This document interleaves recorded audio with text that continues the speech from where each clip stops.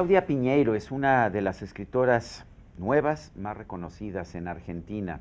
Tengo la oportunidad de conversar con ella en la Feria Internacional del Libro de Guadalajara. Tengo conmigo su última novela, Las Maldiciones. Claudia Piñeiro, gracias por estar con nosotros aquí en la entrevista. Es una novela política finalmente que teje una historia de suspenso, pero alrededor de una serie de personajes políticos. Dices tú desde el principio, me pareció notable que al principio de la novela señalas, a ver, todo esto es ficción, no vayan ustedes a pensar que es otra cosa, pero ¿cómo te interesó el mundo de la política para empezar a tejer esta trama? A mí la política me interesa en general y yo creo que hay otras novelas mías, como Las viudas de los jueves o Betty Buque, son novelas políticas, aunque no transcurren en el mundo de la política. Quiere decir que tienen una mirada política, una mirada sobre la sociedad, etcétera. Lo que sucede con Las Maldiciones es que esta transcurre en el mundo de la política. El mundo de la política es un escenario, ¿no? Y yo siempre cuando empiezo a escribir arranco de una imagen disparadora.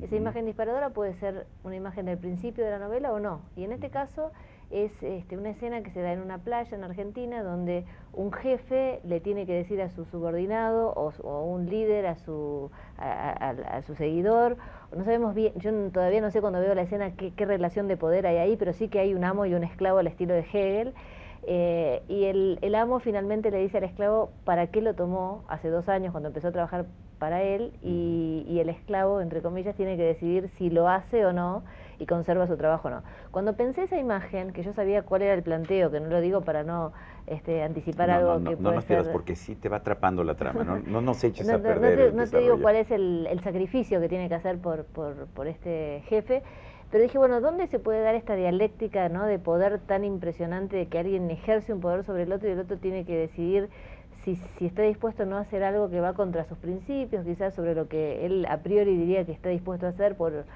un trabajo, por otra persona, por lo que sea? Y me parecía que el mundo de la política es un mundo donde se ve mucho eso, ¿no? Personas que pertenecen a un partido y las terminás viendo hacer cosas que no te imaginaste que iban a hacer, que iba a hacer, y que decís, pero le habrán pedido tanto, le habrán pedido que diga esto, le habrán pedido que encubra esta situación, ¿no? Me parece que el mundo de la política es un mundo de ambición, de encubrimiento, de renunciamiento a ideales propios. ¿Alguna idea, ¿no?, tienes de la política? Fernando Rovira, uno de tus personajes, de hecho está haciendo política y en su campaña, bueno, saca que su propuesta es dividir la provincia de Buenos Aires en 2. Yo dije, bueno, ¿está hablando en serio o no está hablando en serio? Es irónico, ¿verdad? Vos sabés que hubo varios proyectos para dividir a la provincia de Buenos Aires, de verdad. Hubo para dividirla en 3 en general. La provincia de Buenos Aires es una provincia que tiene una cantidad de habitantes extraordinaria, sí, difícil de manejar, etcétera. En comparación, si la comparas con el resto del país, casi podría ser otro país. Totalmente, ¿no? Y entonces eso genera un montón de dificultades de distinto tipo. Siempre hay algún político que habla de dividir esa provincia. Lo que yo quería era que este líder, Fernando Rovira, planteara al pueblo, a los legisladores, etcétera, un proyecto de ley que es dividir la provincia de Buenos Aires, pero que detrás de ese proyecto hubiera un interés absolutamente personal, y que él en realidad nos cuenta a nosotros que quiere dividir la provincia por una cuestión sociológica, demográfica, económica, etcétera, por algo que va a ser muy beneficioso para el pueblo y para la nación. Sin embargo, lo único que persigue es un interés personal. Y lo que quería también era que ese interés personal no tuviera que ver con la corrupción, porque es como que ya estamos hasta acostumbrados que detrás de cualquier... políticos son corruptos, ¿sí? Cualquier iniciativa hay alguna mayor o menor cuestión de corrupción. Entonces dije, no, quiero algo que vaya más allá. Entonces lo que imaginé es también, como el poder está muy relacionado con la magia, con la brujería, con muchas cosas, muchos políticos que creen ¿no?, que han tenido sus asesores más del mundo esotérico, etcétera, que este hombre cree en una maldición que sí existe en la Argentina, que dice que ningún gobernador de la provincia de Buenos Aires será presidente de la República. Maldición de Alsina. La maldición de Alsina. Eso es. Y entonces él dice, bueno, no, entonces yo quiero ser presidente, si soy gobernador, ahora en las próximas elecciones no lo voy a hacer, entonces divido la provincia de Buenos Aires para sacarme esta maldición de encima. Bueno, y otro de tus personajes es Román Sabaté. Además lo conocemos como un muchacho, bueno, enamorado de una mujer que simple y sencillamente lo deja porque él no quiere tener hijos, y de repente lo va tejiendo, llega a un cargo en la política absolutamente sin pretenderlo, y entonces lo metes a esta trama tan significativa. ¿Por qué un hombre? Yo hubiera pensado que este personaje, que de alguna forma es el hilo conductor, hubiera sido una mujer, pero no, tú escogiste un hombre. Me parece, mira, en la Argentina el mundo de la política sigue siendo un mundo de hombres. Ayer se sancionó una ley de paridad para que haya una cantidad de mujeres y todavía siguen discutiendo si eso corresponde, no corresponde, si etcétera. Vos ves, por ejemplo, fotos del presidente con todo su gabinete, etcétera, y hay una o dos mujeres, pero el 90% son hombres. Entonces, en ese mundo me parece que los hombres tienen un poder diferente. Pero por otra parte, la novela, más allá de la política, es una novela sobre la paternidad. Eso es, Joaquín es Joaquín es un chico, un que está en la primera escena está Joaquín y Román Sabaté huye, se escapa con este niño que no sabemos quién es, se está escapando con él. Y tampoco vamos a decir quién es. No vamos a decir, pero hay una cuestión con la paternidad, con cuando un hombre asume la paternidad, cuando un hombre dice, este es mi hijo, porque en el caso de la mujer, el tema del cuerpo y demás... Román Sabaté es el joven que había dicho, yo no quiero tener un hijo. Exactamente, él arrancó diciendo, yo no quiero tener un hijo, pero después las circunstancias de la vida lo ponen ante la situación de decir, bueno, ¿me hago cargo de este chico o no me hago cargo? Y me parece que el hombre sí toma esa decisión en un momento, porque en el caso de la maternidad hay un involucramiento del cuerpo, claro, etcétera, que hace que la mujer se va preparando con más tiempo. En cambio, parecería que en el caso de los hombres hay un momento en el cual dicen, este es mi hijo, ¿no? Y a veces hay padres biológicos que nunca dicen, este es mi hijo, y hay padres no biológicos que dicen, este es mi hijo, ¿no? O sea, ese momento puede no tener que ver con la biología en sí misma, pero sí con una decisión de ser padre, ¿no? Tienes un personaje que me gusta, un personaje femenino, la china que ve todo esto, que empieza a armar el tejido desde fuera, pero quizás porque he sido editor de libros, me llama la atención que la contratan o le piden que empiece a redactar un libro, La maldición de Alsina, y lo hace un editor, si no mal recuerdo, Elpidio Cantú, así se llama. Eladio Cantón, sí. Y que le dice que pues que no le interesa tanto algo de ficción, porque la ficción está toda prostituida. Está toda prostituida la ficción. Tú escribes ficción.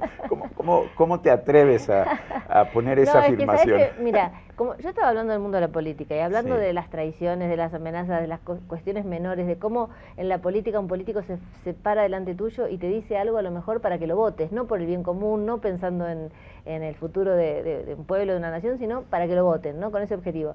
Entonces, de alguna manera hay una crítica al mundo de la política y al mundo y a cómo hacen política algunas formas nuevas de política muy atravesadas por el marketing, la publicidad, los focus group, ¿no? Todo ese tipo de cosas.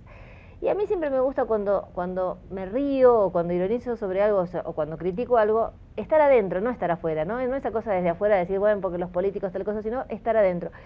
Traer a Eladio Cantón diciendo eso del mundo editorial, que es el mundo al que yo pertenezco, me parecía que era meternos también nosotros, ¿no? Porque también en el mundo editorial a veces te dicen, no, publiquemos este libro porque este va a vender y este no, no importa que este sea buena literatura, no lo va a leer nadie, y etcétera, etcétera. Entonces era una forma de meterme yo también en ese mundo donde hay cosas que a lo mejor no funcionan como uno quisiera idealmente, ¿no? Eso me lleva, Claudia, a hacerte una pregunta sobre el inicio de tu trayectoria como escritora. Además sé que lo hiciste en un concurso muy sonado en su momento, La Sonrisa Vertical. Fuiste una de las finalistas, pero nunca vio la luz El secreto de las rubias. ¿Cuál es El secreto de las rubias? ¿Y cómo fue que terminaste escribiendo? No eras escritora. Yo escribí siempre, desde que sé escribir, desde que soy lectoescritora escribí. Creo que para muchos escritores, cuando te preguntan por qué escribís, uno empieza a buscar motivos, hay textos preciosos de Orwell, de Sartre, etcétera, ¿por qué escribo? Yo creo que esa búsqueda del por qué escribo es a posteriori. Uno escribe porque no tiene más remedio, porque está en su ADN, porque es ontológico, y luego le trata de encontrar los motivos. Entonces, yo desde que sé escribir, escribo, ¿no? Era mi forma más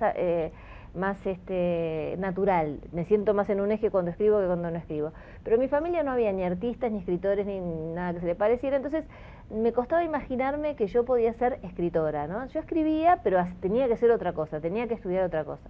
Entonces, primero estudié, bueno, por empezar, cuando quise ir a la universidad quería estudiar sociología, que es una carrera humanística dentro de todo, pero con una mirada más social como tienen mis libros, pero la dictadura militar ese año cerró todas las carreras humanísticas, entonces tuve que elegir entre lo que había y elegí economía, ciencias económicas.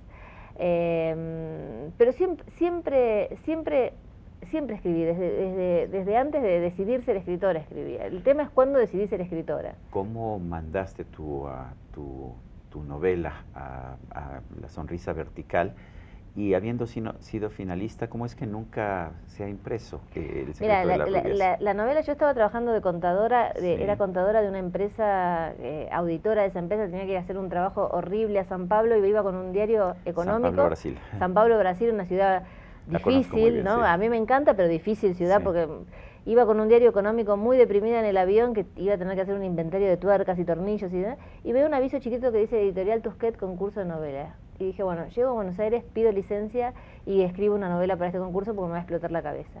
Y eso hice en una época en ¿Es que... verdad que no sabías que era un concurso de novela Claro, erótica? porque en ese momento no había internet, no es que vos te metías y veías las bases. Yo dije, Editorial Tusquet, concurso de novela, empiezo a escribir y después voy a pedir las bases a ver cuántas páginas. Sí. Cuando fui a pedir las bases no solo era cuántas páginas, sino que era literatura erótica, porque La sonrisa vertical es Y una tuviste- serie... no, de una serie erótica. Bueno, finalmente Sí.